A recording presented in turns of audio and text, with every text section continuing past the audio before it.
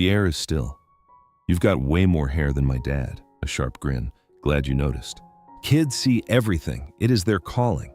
Imagine a 6'2" wrecking ball in a trench coat looming on your porch. He would ruin your kitchen, scar your sister, and somehow become the heartbeat of your entire broken home. Enter 1989's Uncle Buck, a Hughes masterpiece where madness meets mercy and every stumble hides a soul. This film made microwave laundry and monster pancakes feel like survival skills. John Candy stepped into the shoes of Buck Russell, a beautiful disaster of a brother summoned from the shadows to watch over Jean Louisa Kelly and young Macaulay Culkin. Beside Gabby Hoffman, Buck was not just sitting, he was dismantling the entire rulebook of quiet suburban life. The children of the 80s were taking notes. Now we uncover 15 haunting secrets behind this classic slice of history. It turned a dying Mercury into a star and made every child pray for their parents to leave town. Before the secret spill, hit that button and join us. Your support keeps these Hollywood stories breathing for everyone. Who is ready to face their crazy kin? Number 15, the impossible breakfast that forever altered our childhood reality. For a generation raised on cheap syrup and frozen scraps, Buck's morning feast felt like a true religious experience. It was more than food, it was a dream. A flapjack massive as a mountain handed down by a stranger. A man who should never hold a life in his hands flips a mountain of batter. The kitchen tension was electric. Young Miles gazes up starstruck. That single flip defined 1980s humor, a pure golden moment of cinematic longing and joy. Every child craved that sugar high. Every adult knew they lacked the magic to ever be that beautifully reckless. That stack of dough became a legacy. Decades later, people still try to conjure that same magic in their kitchens. Roadside diners still serve the buck. For 30 years, it has been mocked, loved, and etched into our digital souls. A simple, absurd joke turned into legend because Candy breathed a spirit into it that no one else could reach. Fame fades, but that breakfast is eternal. Number 14, the terrifying reality that Joe Pesci almost took the lead role. Before it was a warm embrace from Candy, Hughes held a list of names that would have changed everything forever. The vibe shifts when you hear the alternates, the dry wit of Bill Murray or the boyish charm of Hanks. Icons like Keaton, Steve Martin, and the manic Robin Williams were in play. Everyone wanted a piece of this storm. Then there was Pesci. Imagine the man who made laughter feel like a cold blade across the throat playing babysitter. The air turns cold. You're just a funny guy. The smile vanishes. Funny how, like I'm a clown for you. What is the punchline here? Anthony knows the score. A heavy silence falls as a joke turns into a threat. The darkness was almost real. Hughes nearly made Buck a desperate gambler, a man with shadows deeper than his pockets. It looked good on paper, but the reality chilling. Visualize that office confrontation, but with Pesci's cold eyes staring back. Candy made the Hatchet joke feel like a hug. He was the lovable failure you would trust with your keys. Sure, he might smash a lamp, but you would forgive him. With Pesci, the laughter dies. The humor becomes evidence. A fun romp becomes a court transcript. Instead of a cuddly mess, the neighbors would be whispering and locking doors. Danny DeVito hovered in the wings, but his bite was too sharp. Hughes feared the heart would be lost. DeVito excels at the grift, playing men who would steal your car and smile. But Buck needed a different brokenness. We needed the man who ruins the house but saves the soul. A giant who could burn breakfast and home. The script shifted once Candy's light touched it. The dialogue softened, making way for that gentle, lumbering grace he possessed. The order was simple: let the kindness bleed through. That one choice is why the movie still breathes today. It became a sanctuary for the weary, avoiding the cold grave of a mob flick gone wrong. But why Chicago? Number 13, the Chicago Deception. The screen is filled with the biting frost and gray despair of a Midwest January. Heavy parkas and leaden clouds set the stage for suburban dread. Yet the weather nearly betrayed the entire film production. Before the first clapboard snapped, the story belonged to St. Louis, a different city, a different kind of winter cold. The trucks were ready for Missouri, but 1988 brought a heat that felt like a curse on the film. The sun beat down on streets that should have been frozen. The atmosphere of isolation and heavy coats was melting. They fled the warmth, chasing the frost back to the familiar icy streets of Hughes's own childhood and memories. The crew hunted for ice in the Chicago sprawl, desperate to capture the lonely chill of the northern suburban life. They retreated to the Windy City, seeking refuge in the very snowbanks where Hughes first dreamed these stories. Was it fate? The quiet streets of Northbrook and Wilmette held a secret. Behind the scenes, the production was forced to play God with the elements. They hauled in heaps of synthetic frost and chemical foam, desperately trying to fake a deep freeze when the Illinois sky refused to bleed white. It was an old Hollywood magic trick, a sleight of hand used since the silent era. Most of the film stayed dry, but when the drama demanded a blizzard, the pressure mounted. To capture that biting Midwestern soul, the crew had to manufacture a chill that felt bone-deep and undeniable. They layered the deception so perfectly that even the local kids born and raised in the slush never realized they were looking at a lie. John Hughes was obsessed with a specific ghost of Chicago, a memory of home. If the clouds would not weep, he would build a storm with his bare hands. Then came the monster, a rolling tomb of rusted iron. For any child of the 80s, a sudden boom in the street meant one terrifying thing. Either the neighbor's Buick had finally taken its last breath, or a shadow was falling over the driveway. Buck had arrived. His chariot was a 1975 Mercury Marquis Brougham. It was a massive velvet-lined vessel meant for luxury, but it had fallen from grace. Originally, it was a living room on wheels drifting through the suburbs in silence. But the studio saw a different fate for this dying giant. They stripped away its pride painting on layers of rot and caked-on filth until it looked like a corpse pulled from a stagnant lake. It was a mechanical tragedy, scarred and battered by design. They called it the Beast, and it looked like it carried a decade of secrets. The car was not just a prop, it was a scream. It coughed, it sputtered, and it demanded to be seen, a metal ghost haunting the quiet streets. Thick black plumes choked the air while the sound of 1,000 dying engines was layered in the dark halls of post-production. The vehicle was not truly a ticking bomb, but it sounded like a violent end was coming for every mailbox and white picket fence in sight. By the time the cameras rolled, this was not just a way to get from point A to point B, it was a loud, rusted badge of shame. It became the most iconic wreck in cinematic history, a jagged piece of the past that refused to be buried. Could anyone truly look away? Tucked inside that metal coffin was another relic, a CB radio. In an era of neon and synthesizers, it was a voice from a dead world. By 1989, these radios were social suicide, about as stylish as wearing a neon pouch to the senior prom. The fad had long since decayed. The glory days of the open road and the bandit's legend had faded. The airwaves that once hummed with trucker rebellion had grown cold and lonely. Those machines were rotting in dark garages, sitting beside broken tapes and forgotten dreams. The handles were silent, the static finally stilled. No one said 10-4 unless they were mocking the past, yet there was Buck clutching a microphone as if he could talk his way out of the present. He had it wedged into the dash, a giant steel whip of an antenna bolted to the rear, reaching out for a connection that was not there. This was not some high-tech luxury, it was a ghost.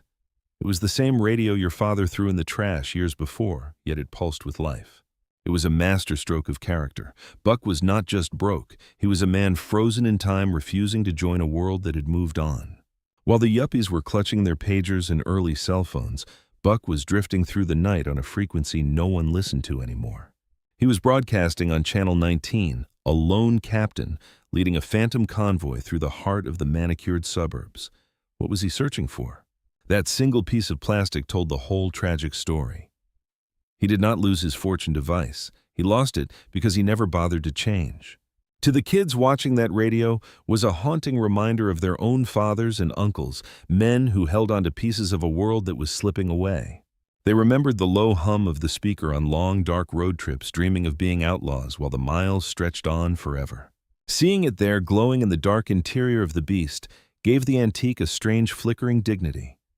It was the only thing that fit his soul. Hughes knew that a man is defined by the junk he keeps. The CB radio was not just a prop, it was a heartbeat of a bygone era. It lacked the shimmer of the new age. It was gritty, loud, and entirely broken in all the right ways. It was quite simply the essence of Buck. Then there was Palace Bowl, a place where the clock stopped ticking decades ago and the air was thick with the scent of unwashed history. The atmosphere was heavy with stale tobacco and cheap malt, the carpet stained by tears and spills from the era of Richard Nixon. Hidden away on West 25th Street in Cicero, it was a sanctuary for the lost. It was the only place Buck truly felt at home. There were no Hollywood sets here. Hughes filmed in the grime amidst the wood-paneled walls and the permanent stickiness of 1,000 spilled drinks.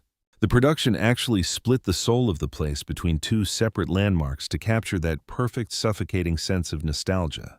The face of the palace stood on one street while the heart beat inside Windy City, Oling, a dark corner of the world on 21st. It was a ghost kitchen for the Chicago outfit, a former haunt of Al Capone himself. Buck was bowling in the footsteps of monsters. This was his kingdom. The faces at the bar were etched with the wear and tear of a hard life, and the drinks were always poured heavy. The children Miles and Maisie walked through the blue haze of the arcade like small, innocent souls lost in a purgatory of adult vices. It perfectly captured that jagged 80s childhood, the thrill of the arcade mixed with the unspoken warning not to touch the sticky surfaces. But in 2004, the lights finally flickered out. The town bought the remains, and by the next year, the walls came tumbling down. There is a cruel irony in how it ended. The structure had begun as a majestic 1920s cinema, only to die as a pile of rubble. A neon bowling alley from the 50s that once welcomed John Candy is now just a desolate parking lot in Chicago. For Gen Xers, that sting is real. The last physical piece of Buck's gritty world was paved over with asphalt. Number 9, the microwave scene that made parents panic. Watching Buck throw soaking socks into the nuker was pure chaos. Kids saw a genius at work, but for adults on the sofa, it was a full-blown safety crisis in motion. During the late 80s, microwaves felt like alien tech. You didn't just cook clothes without fearing a massive house fire. There was always that nagging fear of an explosion, yet Buck used his kitchen like a high-speed dry cleaning service. Moms across America reached for their prayer beads while watching that steam rise, terrified their own kitchens were next. The outrage was palpable. After the film premiered, the studio was buried under a landslide of angry letters and warnings.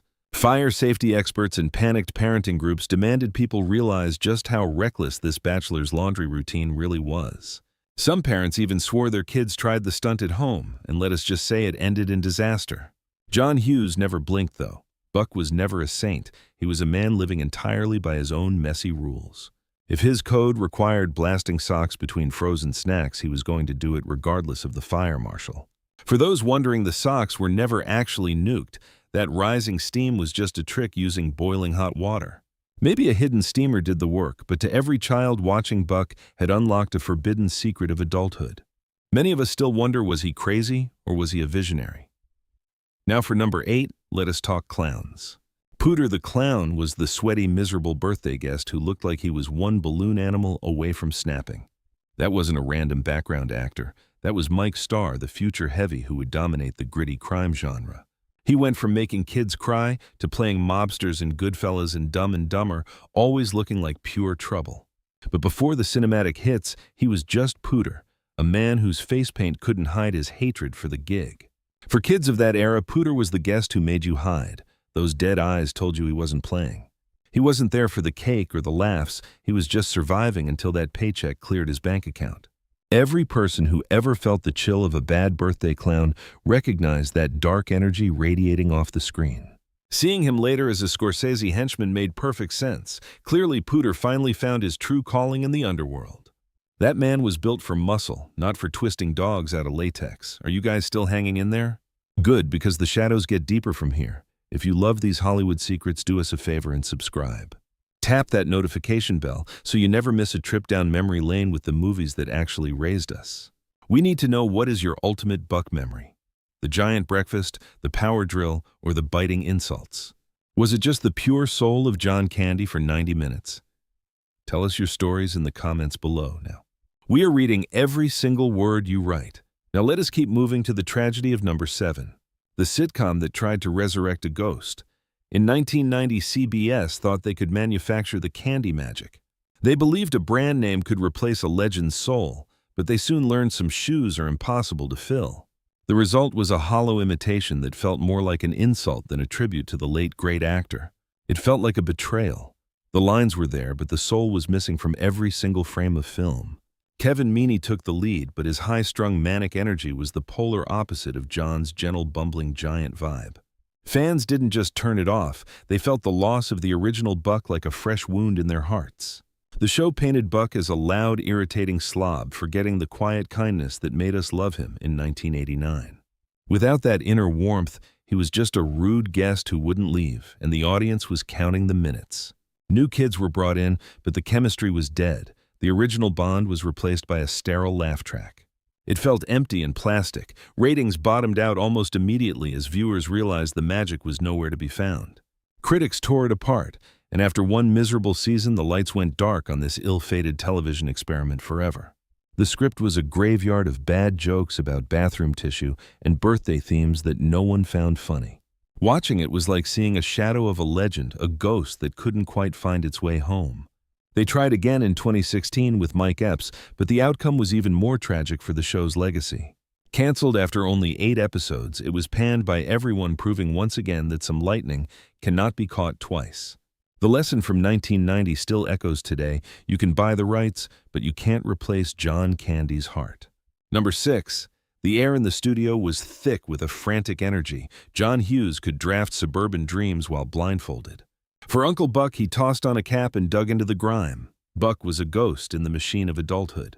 He lived in a hurricane of smoke, losing betting slips, and a sedan that felt like a rolling graveyard for forgotten things. It was the kind of rot that started in 1976 and never left. But here is the chilling truth. Those early pages were brutal, and the first cut ran for 3 grueling hours. Hughes was a creature of the underground. His initial vision leaned into the darkness of the human spirit, more whiskey, sharper tongues, and a shadow that felt predatory. The cameras rolled on scenes dripping with venom. When the lights came up, the test audience did not cheer, they trembled. Then came the moment that almost broke the film, the clown fight. Imagine a world where Buck enters a bloody struggle, with a birthday performer while terrified children scream. Picture it, a mountain of a man in a floral shirt, trading blows with a painted monster while toddlers clutched their cake in horror. This was no family outing. It was a nightmare waiting to be exorcised from the film.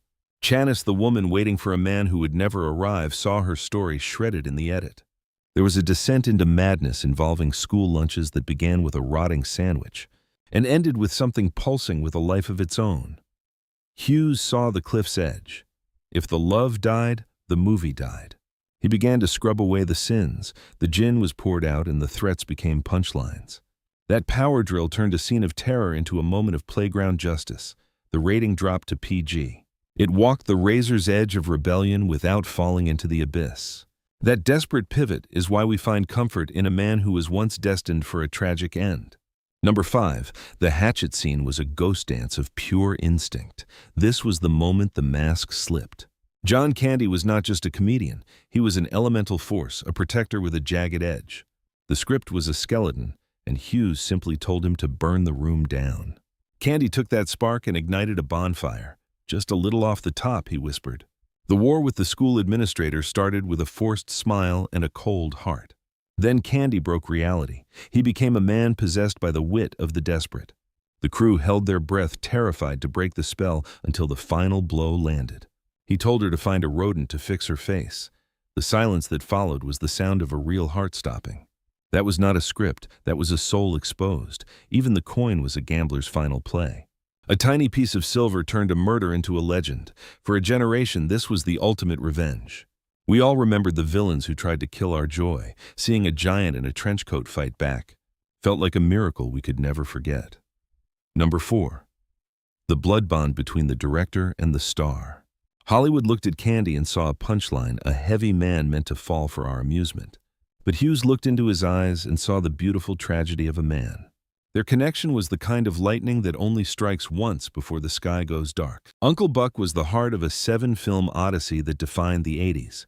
Hughes confessed he could not even write a word without hearing that deep melodic voice in his mind. It was not a job, it was 2 spirits speaking the same language. Hughes allowed Candy to be fragile, to sit in the blue light of a lonely kitchen and just exist. Those were not wasted frames. They were a confession that laughter often hides a deep aching wound. For the lonely kids, Buck was the saint of the outcasts, the one who stayed. The black sheep who found his way home through the snow. The set became a playground of ghosts. Hughes would point to the horizon and tell Candy to run until he hit the sun. That is why those confrontations still haunt us. It is not acting. It is a man being reborn. When Candy left this world in 1994, the light in Hughes went out forever.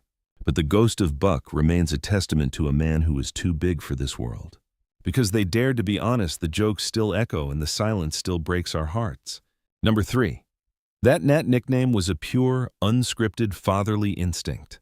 Buck calling little Maisie Nat wasn't just some Hollywood gimmick. It was raw. It was human. And that is exactly why it pierces the heart.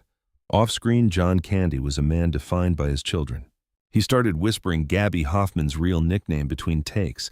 You won't find it in the script. That was just Candy's soul leaking into the frame. He used the same tender name he gave his own daughter, Jennifer. Small, buzzing, and full of life, the name fit the girl like a glove. John Hughes, a man who lived for those stolen moments of truth, caught the exchange. He told the crew to keep the cameras rolling. No screenwriter could have manufactured that kind of warmth. A planned nickname would have been cute, but this felt like a shared history.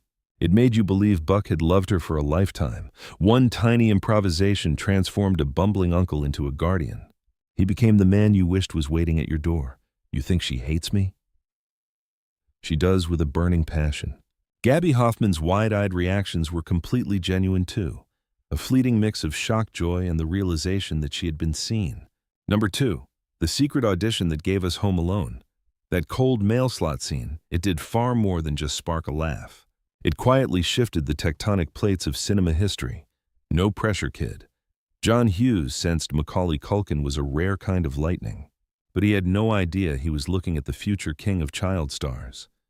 That interrogation through the brass slot, that was the ultimate litmus test. The boy didn't just survive the scene, he dominated it.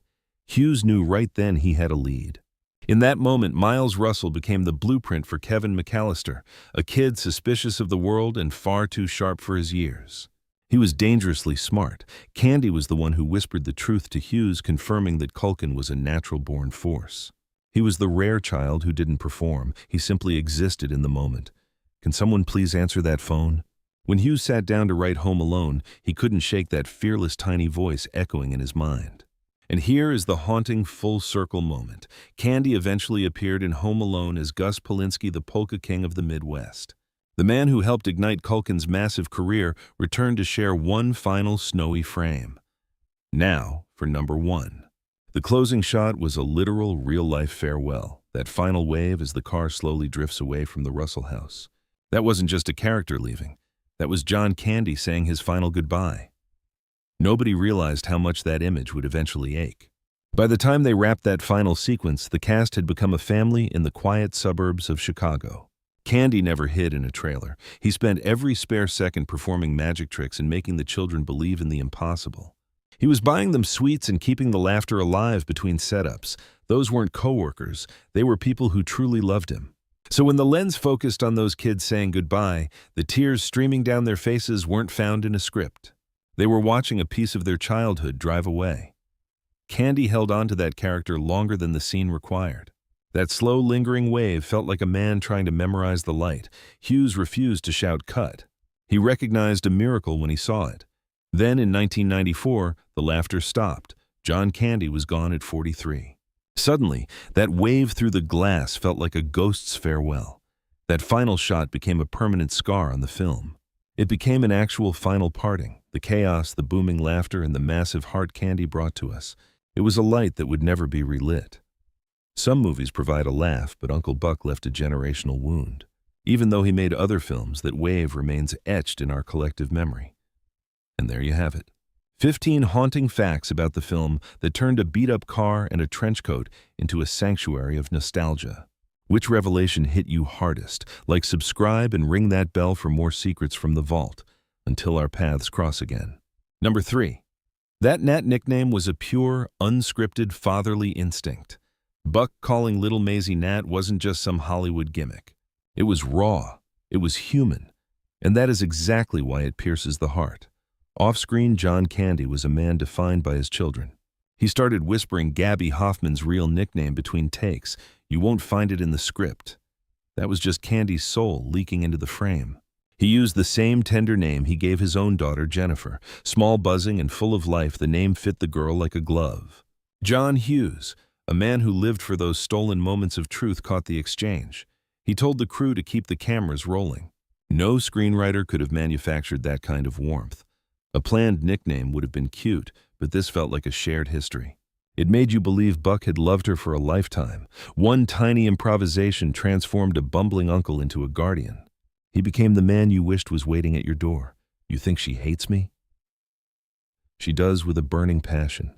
Gabby Hoffman's wide-eyed reactions were completely genuine too. A fleeting mix of shock, joy, and the realization that she had been seen. Number 2, the secret audition that gave us Home Alone. That cold mail slot scene, it did far more than just spark a laugh. It quietly shifted the tectonic plates of cinema history. No pressure, kid. John Hughes sensed Macaulay Culkin was a rare kind of lightning, but he had no idea he was looking at the future king of child stars. That interrogation through the brass slot, that was the ultimate litmus test. The boy didn't just survive the scene, he dominated it. Hughes knew right then he had a lead. In that moment, Miles Russell became the blueprint for Kevin McAllister, a kid suspicious of the world and far too sharp for his years. He was dangerously smart. Candy was the one who whispered the truth to Hughes, confirming that Culkin was a natural-born force. He was the rare child who didn't perform. He simply existed in the moment. Can someone please answer that phone? When Hughes sat down to write Home Alone, he couldn't shake that fearless tiny voice echoing in his mind. And here is the haunting full-circle moment. Candy eventually appeared in Home Alone as Gus Polinski, the polka king of the Midwest. The man who helped ignite Culkin's massive career returned to share one final snowy frame. Now, for number 1. The closing shot was a literal, real-life farewell. That final wave as the car slowly drifts away from the Russell house. That wasn't just a character leaving. That was John Candy saying his final goodbye. Nobody realized how much that image would eventually ache. By the time they wrapped that final sequence, the cast had become a family in the quiet suburbs of Chicago. Candy never hid in a trailer. He spent every spare second performing magic tricks and making the children believe in the impossible. He was buying them sweets and keeping the laughter alive between setups. Those weren't coworkers. They were people who truly loved him. So when the lens focused on those kids saying goodbye, the tears streaming down their faces weren't found in a script. They were watching a piece of their childhood drive away. Candy held on to that character longer than the scene required. That slow, lingering wave felt like a man trying to memorize the light. Hughes refused to shout cut. He recognized a miracle when he saw it. Then, in 1994, the laughter stopped. John Candy was gone at 43. Suddenly, that wave through the glass felt like a ghost's farewell. That final shot became a permanent scar on the film. It became an actual final parting. The chaos, the booming laughter, and the massive heart Candy brought to us. It was a light that would never be relit. Some movies provide a laugh, but Uncle Buck left a generational wound. Even though he made other films, that wave remains etched in our collective memory. And there you have it.